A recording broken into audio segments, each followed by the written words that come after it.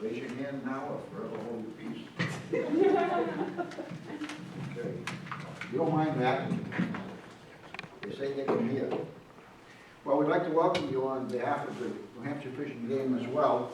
And as you know, the program is Black Bear Happenings in New Hampshire.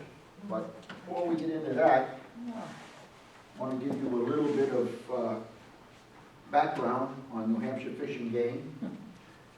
And first to tell you that this is Fish and Game's 150th anniversary. So they're kind of really been doing some great things. If any of you attended Wild New Hampshire a few weeks ago, just an absolutely great program. They run it every year, but this year was particularly interesting. They had expanded about twice the number of booths, and it really was well attended. Over 6,300 people attend, children, men, women, whatever, and it's all free, no charge. Kids were going out with fishing rods, and it really was a great, great show. Something that next year when you have it, it's always the early April, well worth taking in. New Hampshire Fish and Game, as I say, 150 years old, was originally started in 1865, and it was started to control the fisheries in the Merrimack and Connecticut rivers. And that went on till 1880. 1880 it was reorganized as a Commission of Fisheries and Game. From there, it was in 1935 the legislature expanded the Fish and Game into managing wildlife resources and established the Fish and Game Commission, which now officially runs the Fish and Game Department. There is a Fish and Game Commission that directs the commissioner and the group. There are a lot of missions for New Hampshire Fish and Game. People think of Fish and Game as a bunch of fellows running around in uniforms, passing out tickets for catching too many fish. That's only a small part of their responsibilities. They are designed to conserve, to manage all of the forests, all of the game, all of the fisheries, and that requires a lot of people and a lot of different things that have to be done. They are responsible for all of the snowmobile patrols, taking care of that. They're responsible for all rescues in the state of New Hampshire, whether it's on an ATV or a snowmobile or a climber.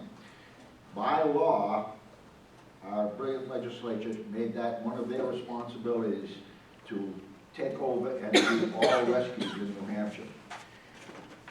They also have been added a new responsibility in the North Country of New Hampshire.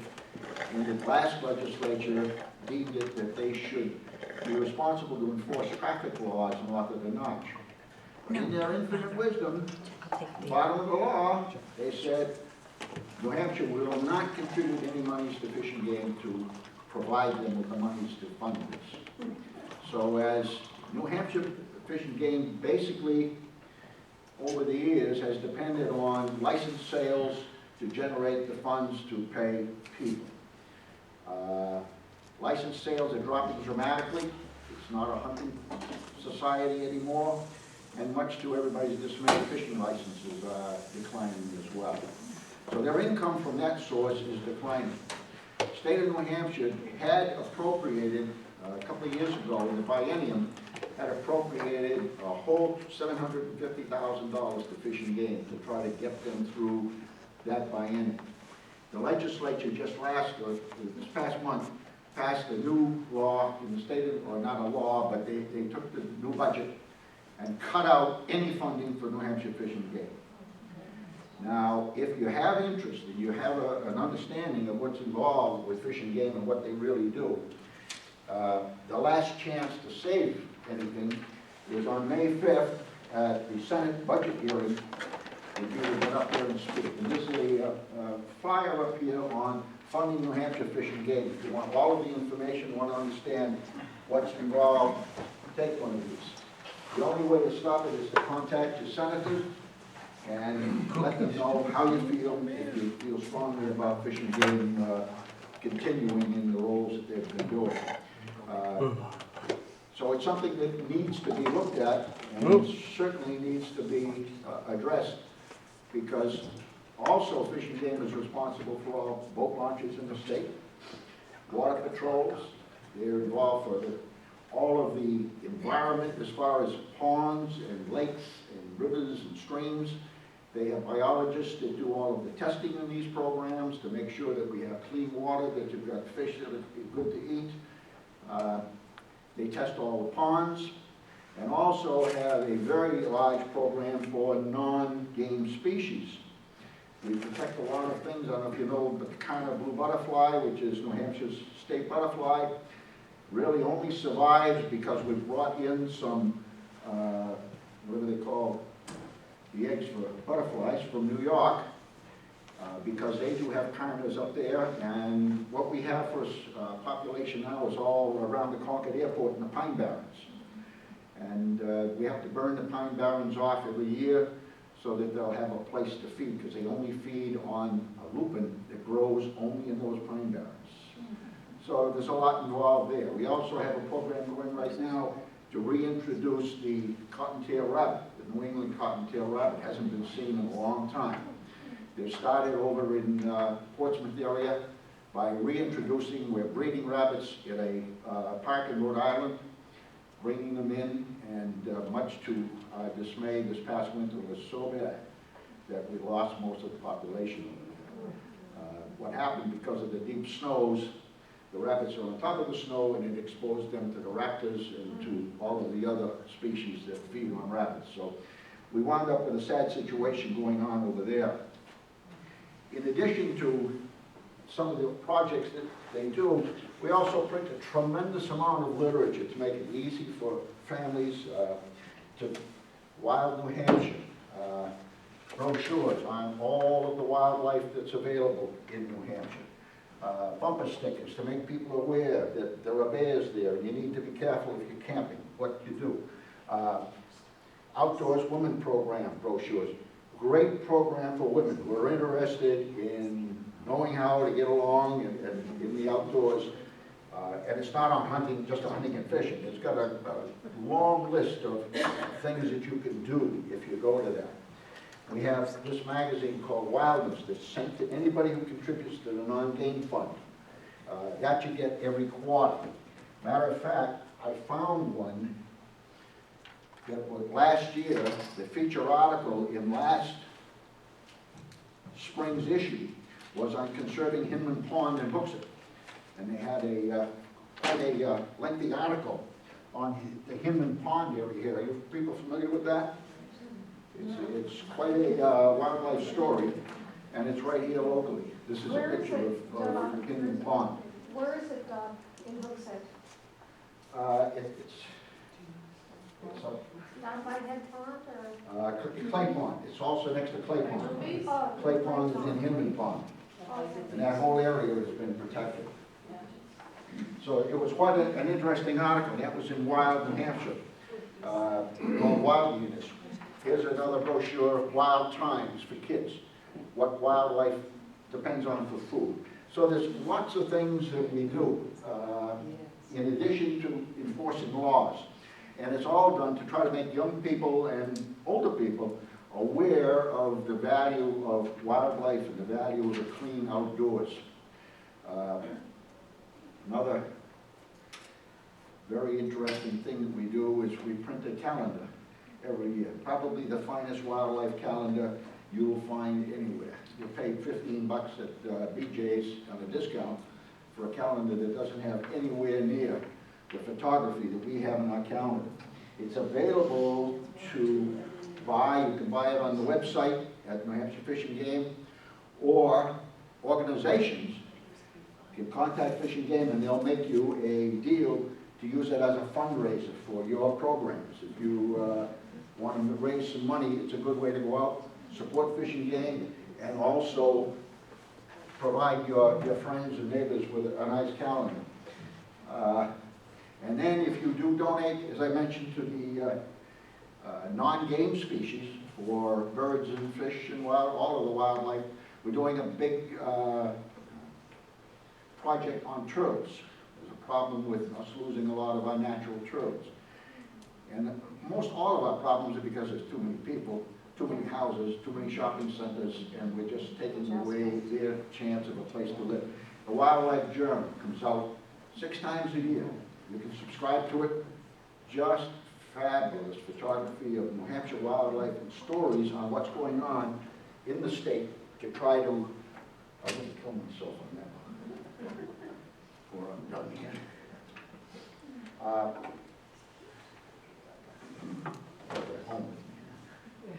So that's some of what we do in trying to provide people in the state with some very, very interesting and useful outdoor experiences. We present also, in addition to this program, I'm falling apart here. We also have some great youth programs. One on pond life, one on endangered species, and we have another one on ecology that can be presented to the schools. We go in and do a presentation for the younger grades, the ones that really need to learn a little about what the future brings in the outdoors and wildlife. So that's something that we have available. Schools don't really take advantage as they should. We don't do an awful lot of them. Where the teachers aren't aware of what we provide them with, but it is a great program. If you know any teachers, tell them to contact Fish and Game because it is a great, great program for young people. So I guess with that, we'll get going into what we're here for. This is a picture, as you can see, of our black bear. This is the logo for wildlife restoration. Our funds come from sale of license. That takes care of salaries to a certain extent. It doesn't anymore. We need funding because all of our wardens are involved in chasing snowmobiles and drunk drivers and whatnot, for which we don't receive any financial reimbursement.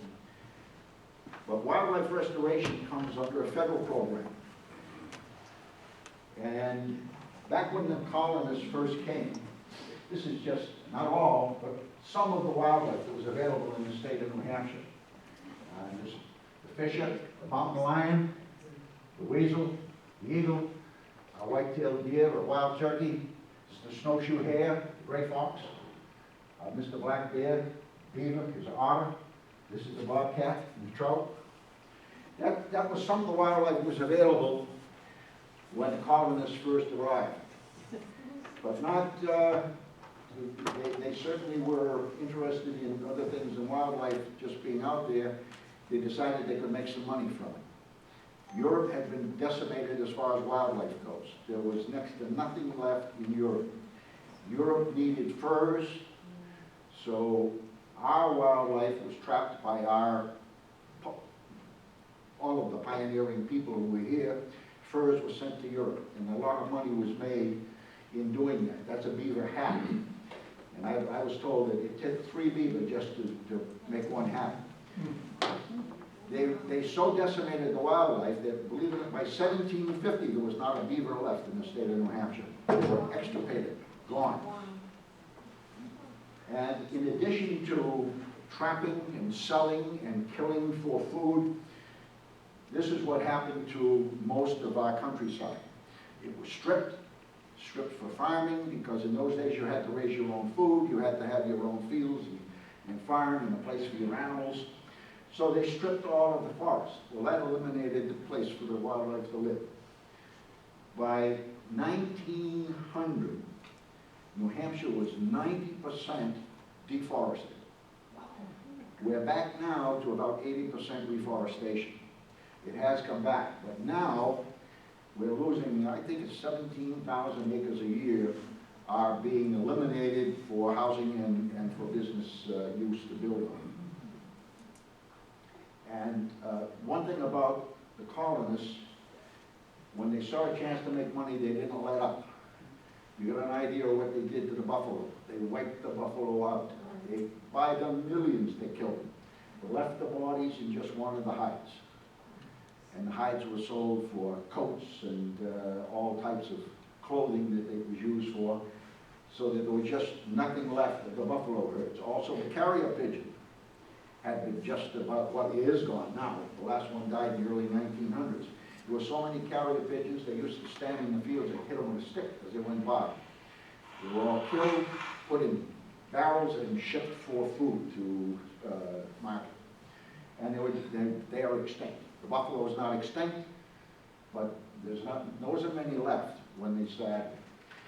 So all of this problem that took place with the lack of wildlife, and wildlife being slaughtered, in 1937, a lot of sportsmen and manufacturers of sporting equipment firearms said, we've got to do something, or there'll be no wildlife left for future generations to enjoy, to see, or to do anything. So in 1937, they passed a bill in Congress called the Pittman-Robertson Act, which put a tax on all firearms and ammunition.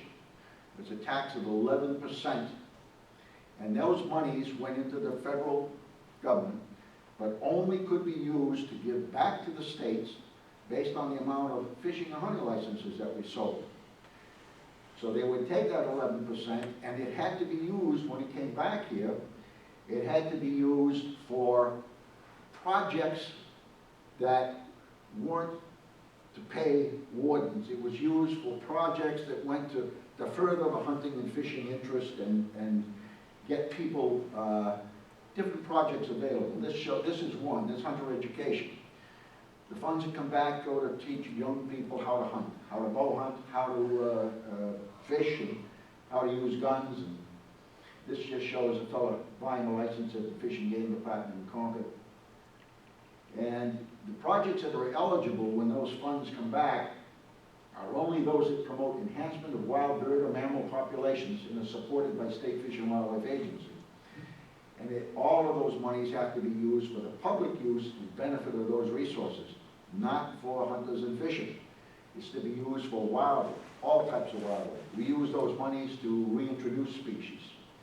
The benefits of having that federal money come back to the states is it does give Fish and Game a steady source of income that they can depend on, so that they don't have to do guesswork to determine how much of a particular species is out there. It enables them to actually have biologists on staff who can look at what's actually happening in the wild. How many moose do we have? How many black bears? What's the population of white-tailed deer? So we have scientists or biologists who work with science and come back with right answers, where years ago it was just a guess. We have too many bobcats, we think, so put a bounty on them, and we'll wind up wiping them out and there'll be none left. So now they do it by knowing exactly what the situation is. And those funds coming back from that federal tax go to do that. And this was the new insignia, which is wildlife sport fish restoration.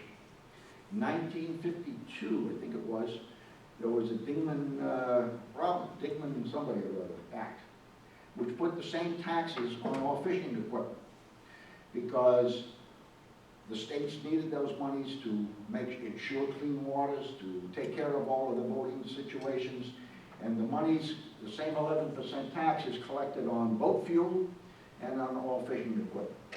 So that suddenly became another project where Fish and Game could really do a job in the fish world to determine what needed to be done. Get biologists to test water, test the ponds, do these things. And a lot of the things that we've done that have been successful, certainly the reintroduction of the moose. And we didn't reintroduce him, we let him come in, came back in from Canada. We wound up with quite a population of moose and opened the season on it many years ago. Now we have another problem. Our moose population is declining dramatically. And this past fall, we caught it was 100, Dennis? 100 moose? They call it this year? In the lottery? No, they call it. I don't know. I think it was 100, 120 that we captured and call it to try to trace what's happening to the moose population. We believe ticks are one of the big reasons. It's nothing for a moose to be killed and start to find 1,000 or more ticks on it. And that so weakens the moose that when the winter comes, they can't get enough feed to survive. can't generate enough body strength. So we're doing a test, and with these collars, when the moose dies, we're able to know exactly where he is and go in and recover the body so that we can do the testing to find out. Brainworm has come back, and we're concerned that that may be very strong. So we're looking at what we need to do there. Certainly, probably the biggest success story for Fish and Game that everybody's aware of, because they're usually in everybody's yard now, are the wild turkey. And the wild turkey has provided hunters a new sport that they can use, but it's also provided some other interesting things. The bobcat, which was in great decline, it suddenly is a food source for bobcats, as it is for other animal life that depends on feed. We were killed off, so the rabbit was gone, the snowshoe hare is not around much, so the turkey has provided another source of food for some of these other species. These turkeys, as you know, we started with some turkeys from West Virginia, tried that for 2 years, they died off, it wasn't successful. A couple of years after that, they decided they wanted to try it again, and we brought in some turkeys from upstate New York who were more used to the severe winters. And once we brought them in, they actually survived, they prospered, and now there are turkeys from here to Rhode Island and into New Brunswick and all over the place. And it's been a great, great success story. Even if they chase you in the yard, it's still a success. Some of those monies, this shows hunter education and teaching youngsters how to handle firearms and what to do. So that's where those monies that come back from the federal government go. They don't go to the warden service, they go to develop better wildlife sanctuaries and to provide land that's got easements put on it now, and gives us a chance to provide wildlife with a place to survive. With that, Dennis, are you still awake? There's what we came from. Yeah. That picture is provided, as you see, by Ben Killam. If you ever had an opportunity to see Ben Killam, listen to his talks on bears. He's called the Bear Man, and it's certainly an absolutely fabulous take. You get a chance. He was here at the library this past year, and had a good turnout, but I'll tell you, it's well worth seeing him again and again. He's got great photographs. He's done they did 2 National Geographic specials on Ben, and they've done a number of shows on Discovery on Ben. And while I'm at it, I do have some wildlife email addresses if you're interested after, if you want to know where to go to get some great wildlife information. The Hampshire Fish and Game, of course, is a great one. Maine Fish and Game is another one. But it's just great to go to some of these sites and see what's done. There was an interesting one in Maine on their Fish and Game site last month, showing a bear that they started. They're doing the same research that we are on their situation. There was a bear that a female started breeding. She was 2 years old. They don't start to breed till a little older than, I think 3 she was when she started. And they traced over a 10-year period of time. She has 243 descendants, and they know them all by genetics.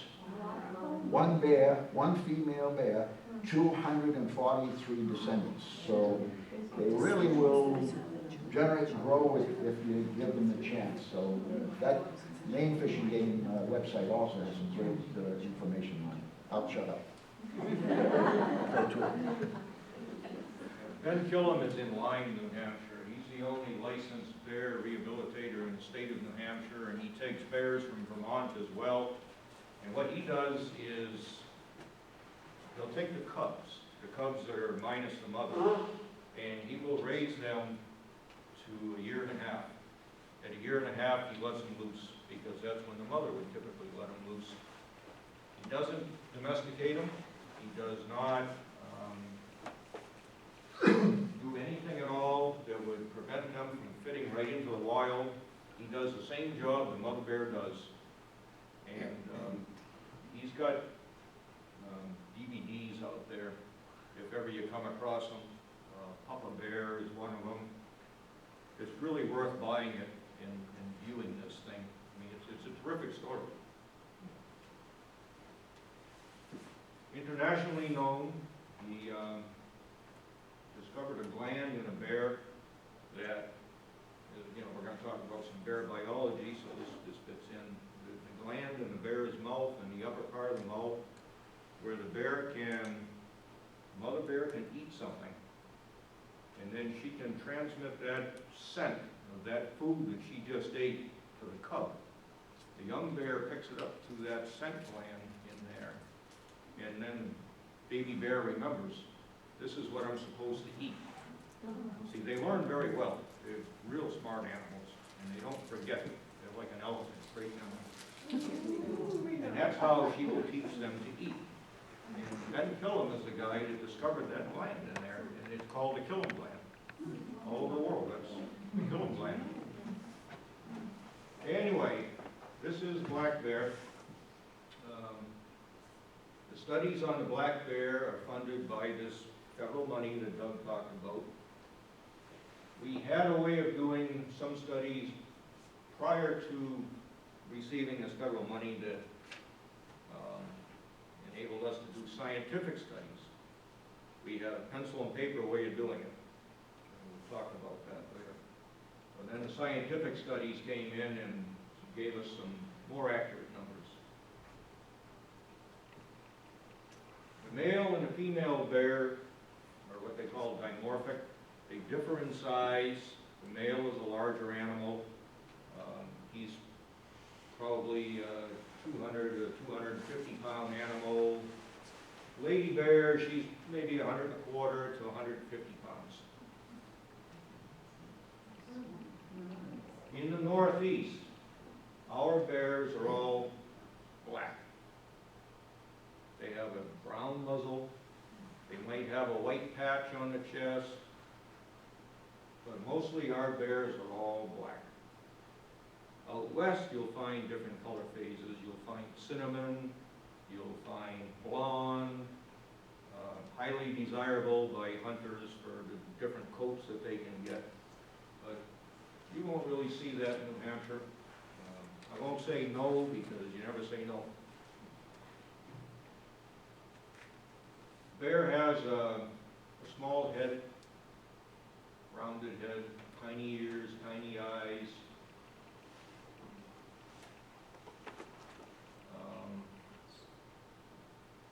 The claws, you can see, are very well developed. If you handle a bear, you'll see claws that are this long. They can shred you.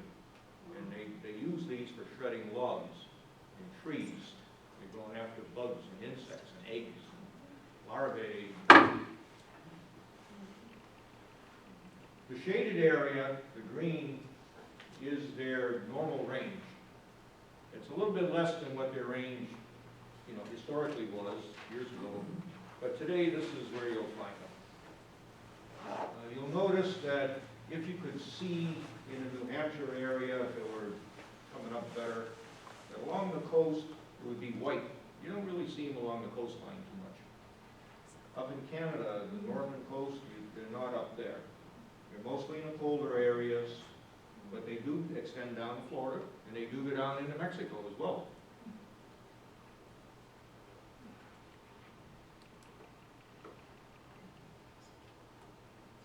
They are an omnivorous animal. They'll eat everything. Now, people think that they eat berries, and they eat fruits and birdseed, but they eat meat. They don't eat people. Don't need to worry about black bear. It's not a grizzly bear we're talking about. It's a black bear. They'll run from you faster than you'll run from them. But they will eat meat. So being an omnivorous animal, in the spring, they come out of den and they're hungry. And what are they going to eat in the spring? Well, they'll go to these wetlands. They'll go to swampy areas. They're coming out late March, early April, so, you know, snow and ice might be pretty near gone, depending what part of the state you're in.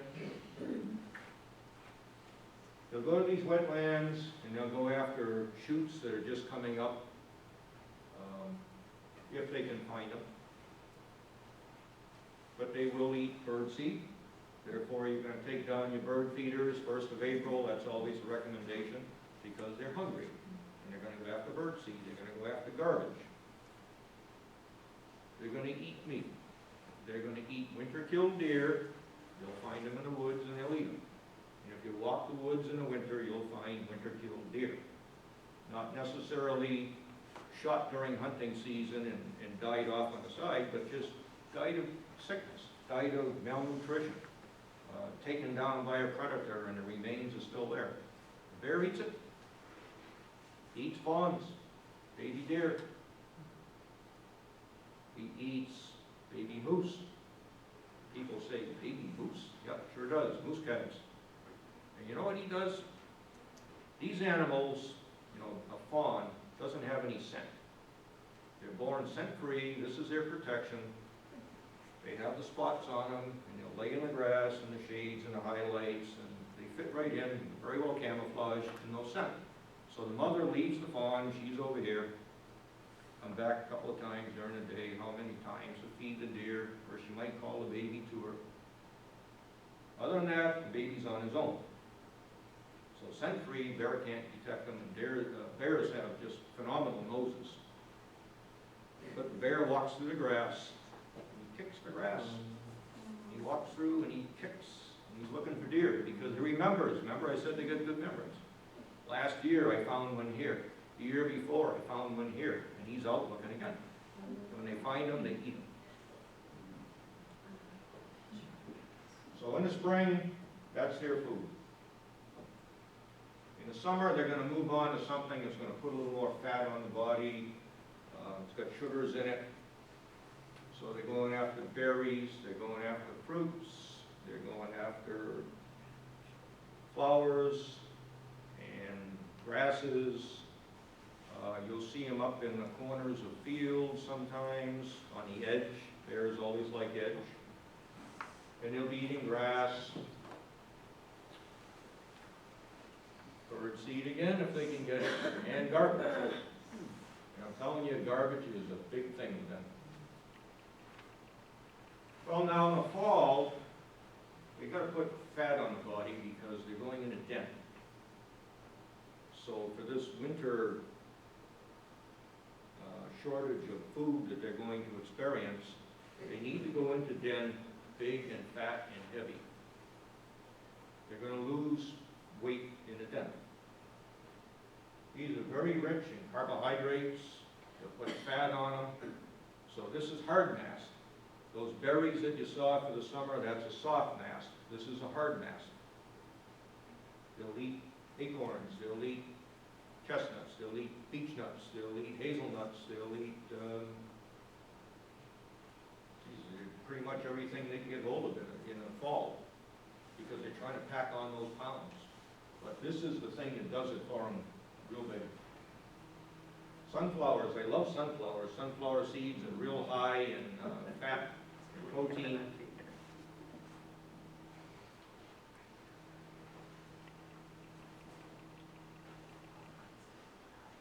This habitat that you see, this forested area with the heavier undergrowth, that's bear country. That's what they like.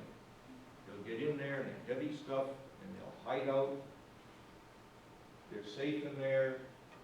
The babies are safe in there. They'll come out to the edge. I said they like edge. Edge is where one habitat meets another. So you've got a heavy forest with the undergrowth, and then you come out into the opening. And in the opening, you're going to find a different vegetation than what you're going to find in the woods. So it provides a different kind of food. That's why all animals like edge. A bear needs multiple habitats. So you can see here, the 4 seasons, well, the 3 seasons that they're going to eat. They need the wetlands, they need the forest, they need the open areas, they got to get the nuts, they got to get the berries, they got to look for some meat. They need all of this. And anytime we intervene, human is the worst enemy, the biggest enemy to the wildlife. And when we intervene, and we start to destroy any of these habitats, one small area taken out, you can see what a big impact it can have on these animals. Now comes winter. So what's their ideal for the winter? Well, they're gonna go to sleep, but they're not hibernating. A bear is not a true hibernator like some animals where they go in there and the body just, drops right down to nothing, all the body functions, the breathing and all. And they just go to sleep and they'll wake back up in the spring. A bear doesn't do it. On and off through the winter, a bear will wake up. They might even get up, walk around. You can kick them out of their sleep if you trip across them. They will den in caves. They will den in rock houses, overhangs, rock overhangs. They'll den in holes created by blowdowns in the woods. You got a big root ball there, and you got a hole where it come up out of the ground. You might find a bear tucked in there. They might be laying under a blowdown. Slash piles, brush piles, all that. You find them anywhere. There's no telling where they're going to show up. But to say that they go to a cave, we don't have enough caves in New Hampshire to handle the bears. They'd all be doubling up, I guess, on quarters if they needed a cave. It doesn't happen that way.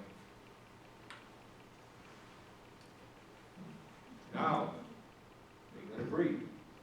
So come June, July, that's breeding season. These guys are solitary throughout the year. Bears don't stick around in groups. Solitary animal, come together to breed mid-June into July.